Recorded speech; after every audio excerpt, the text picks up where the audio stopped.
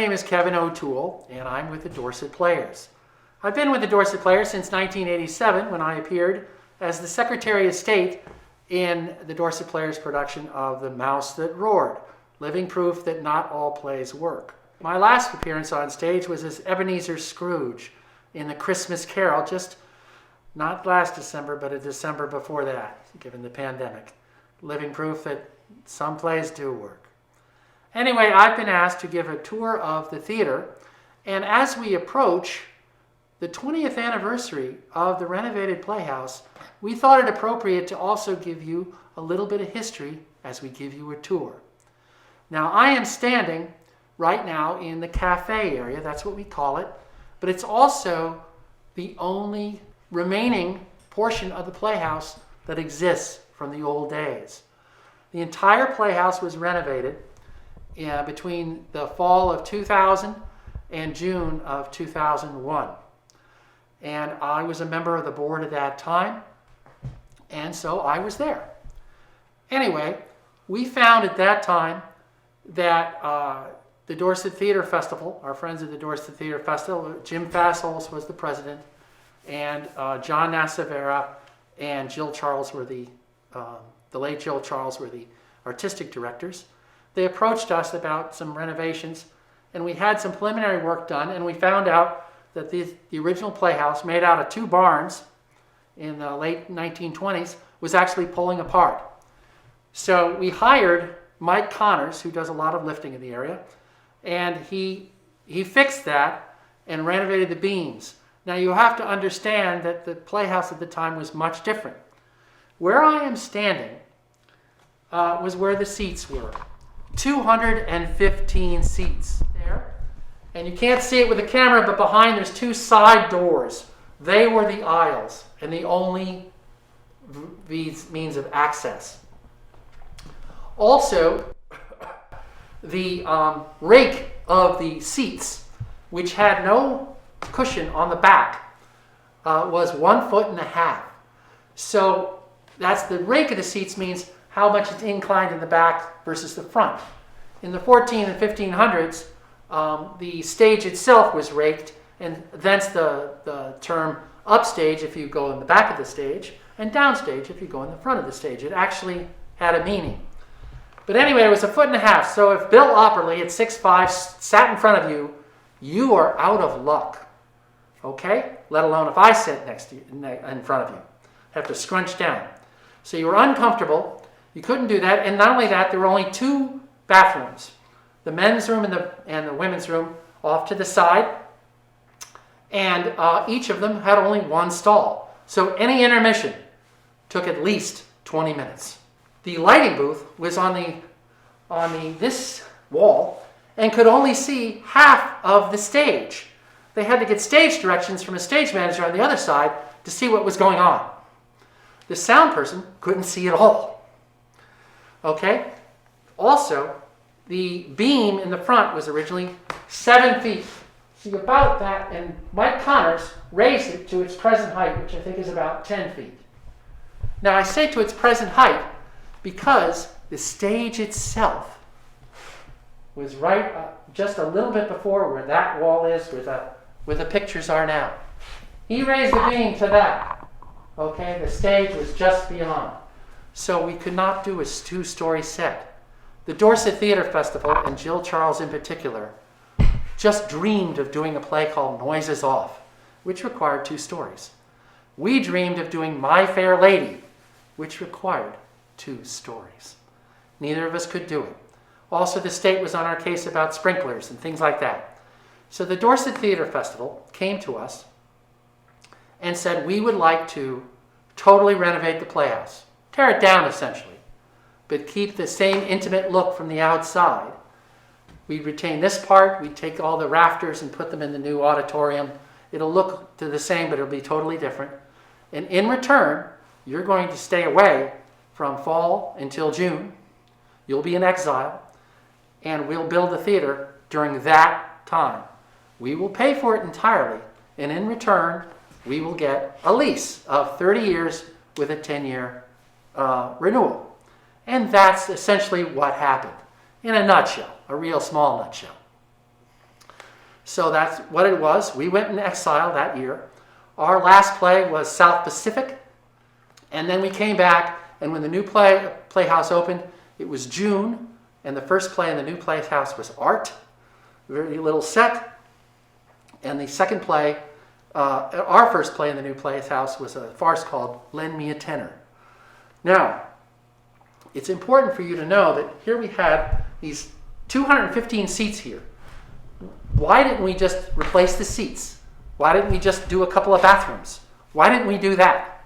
Well, because, for example, the Americans with Disabilities Act. But we were told that if we took out the 215 seats and put in new seats, we were allowed to replace them with 125 because you needed a certain amount of aisle space. We were grandfathered as far as we went, but if we did almost anything, all bets were off. Okay, so now we're in the auditorium of the new theater. Let's see what happened in the renovation. Well, first, this is all new. Again, the stage used to be over there, now it's all the way down there. The proscenium stage, or was originally. But first we had 296 seats put in, and each one has a backing. Since we only had 215 originally, with the Dame DeLuise seats, these are the seats that are a little wider, people really wanted to hang on to those. We now have cushions on the back of each one, and we purchased some other ones. You'll also notice that the rake of the stage, what I said before, going up and down, it went from 1.5 feet to 5.5 feet. So even if Bill Opperly does sit in front of you, you're okay. Okay? The last few rows, there's no rake at all to allow for handicap. Okay? So that's a good thing. You're comfortable. You can now see the stage. The lighting booth is directly in the back, and it can see the entire stage. Unbelievable. We spent a great deal of time in the design committee thinking about the look of the theater. So they used the barn board from the original theater for the ceiling. Okay, not for the outside ceiling, but for the inner ceiling. And there was a faux finish on all the brown here. So to make it that antique look feel. A great deal of thought went into that too. Now, the stage itself is different than it was when it was first renovated. It used to be a proscenium stage and ended where those two pillars were, right where the curtain comes down. It went from 28 feet wide to 32 feet wide. It now has about a 25-foot ceiling and goes back at least 30 feet. Much bigger than before. When you're building a set, now you have to think about how does it look from above. A whole different set of things. If you're doing a farce, you can no longer buttress the doors with the ceiling and it be hidden. You have to think of another way. But it gives you a lot more options. Now, more recently, just in the last few years, there was a play done by the Theater Festival, and they changed the stage to a thrust stage. And so now it comes out, and we lost about 30 seats. So we have about 260 seats. So an orchestra pit that was used by us in Once Upon a Mattress, they used it in She Loves Me, is now in the middle of the stage and it's probably not going to be used again as a result. But it does give us more options, and frankly, 260 is more intimate too. I don't know if we ever really needed 296. So now you can have this two-story set. And in the third play of the 2001 season, the opening season of Dorset Theater Festival, was Noises Off. Unfortunately, Jill Charles, who at the design meetings when tempers got hot, was always the one to calm everybody down and send out calming emails afterwards. She didn't quite make it, and she died of cancer before Noises Off could come on. In 2004, we realized our dream, and Susie Dorglow directed My Fair Lady. And I was Jamie, the drunken sot friend of Alfie Doolittle, as I recall. But anyway, a whole different set of things now you can do. Also, in the old theater, because it was so low, you used a ladder to get to the lights. And there were beams on the top, and you took a piece of plywood and threw it over to get to the light you wanted to fix. Remember Angie telling me a lot how to do things. Now, there's a bar, you see these tubes coming down. The bar actually lowers the lights down. It's actually safe. We now have this balcony where you can hang more lights. It's a professional theater, is what I'm saying. A whole different kettle of fish. So, we also have seats now that are comfortable. We have seats because of the rake you can see. We have a lighting booth that can see the entire stage. And we have a stage that can accommodate a 2-story set and storage off to the side. We also have new bathrooms. The ladies' bathroom now has not 1 stall, but 6. And the men's bathroom has 4. So you can now see a play comfortably. You can go to the bathroom when you like, and the stage itself has much more flexibility. How's about them apples? Those are the big things. Little things we can quibble about. Why is it every single switch? When you open a door, the switch is always on this side. I don't know. It's a mystery. Anyway, from here, we're going to go start our little tour of the Playhouse and show you different rooms on the tour. Okay? We'll see in a bit. Okay, this is the scene shop. This is where things get made. The Dorset Players and the Dorset Theatre Festival have sort of different philosophies, probably because they pay people, because they make things all the time, but we recycle things all the time. So we keep flats from show to show and make as little as possible. And they make everything from scratch because that's what they do and do well. But this is where Errol Hill and Drew Hill and Bill Cruikshank and all the boys really go to town. You have to be safe, but it's just a professional scene shop, and it's really just a treat to have. All right, we're going down next to the prop room. This is a catacomb, a maze. Okay, again, let me get the lights going. Unbelievable. This is the prop room. Again, we don't make stuff. We use it to the point where we have turkey legs and things like that. We have sheets.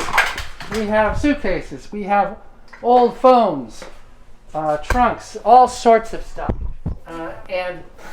Before we go out and try to borrow something from someone, we always check here first. Do you need a London Times? We have a London Times! Unless somebody's gotten rid of it. So it's just something to appreciate, that you can do things with very little. Do you need a sword? Do you need a spear? Do you need a gun? Here we are. Armory and stuff. And we've used most of it. Okay, next we're going to the costume room. The costume room in the original renovation was not done. They ran out of time. So the door was just a wall. Errol Hill had a big part of that, but they ended up building this later on. This is underneath the lobby where we started our talk. And this is the costume room. Again, we use it all the time. Theater Festival, a little less so. And you come in here, and Susie Dorgalo, who started off with Deb Schillinger, has now been our costume maven forever, and she works with Sherry Thompson and others. If you think that you can tell her what your size is, she knows what your size is. You might think you're a 36 waist. She knows better. So we have all sorts of tuxedos, suits, gowns, clown suits. I can't think of how many soldiers' uniforms we have. Next, we'll go to the costume shop, where we make the things that we can't find. The new Playhouse was designed by Bill Badger, who's still in town. And these are the blueprints of the new theater. So remember, the old Playhouse essentially was from here down. Everything else, new. This is where you do your sewing and all of that stuff. So this is where DTF does more stuff. And we do a little less stuff. Although, when you don't find something that quite fits you, this is where Susie and Sherry make it fit you. So next we'll go into the rehearsal hall. This is the rehearsal hall. This particular floor is a $16,000 floor. It's made so it has a certain cushion for dancing, things like that. How do I know that? Well, I was on the original committee, but also in 2008 we had a big flood and we had to replace it. And that's how it was replaced. It was mold, things like that. We had to tear everything out and replace it. And it was replaced with this special floor once again.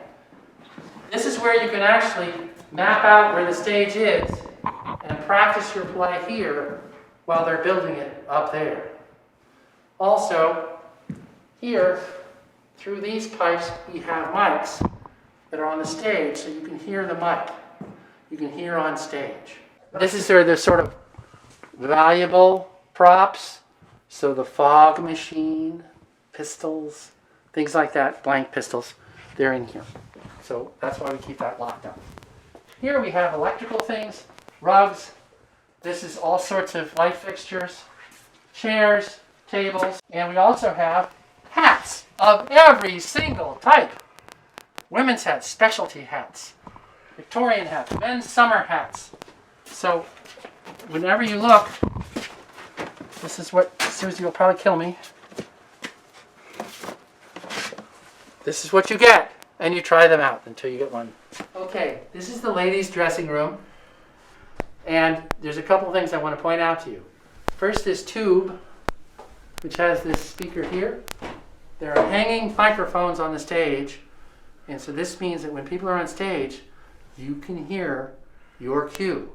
You might miss your scene and your cue, but you have no excuse. Okay? They have their own bathroom. It's very appointed. Just outside in the hall, there's a separate bathroom that has a shower. I'm in front of cast photos that we have dating back to 1988, I think. And then in the front cafe, we have them from the 30s. But after that, we have every single play, including the last one, The Complete Works of Shakespeare Abridged, which was in February of 2020. Okay?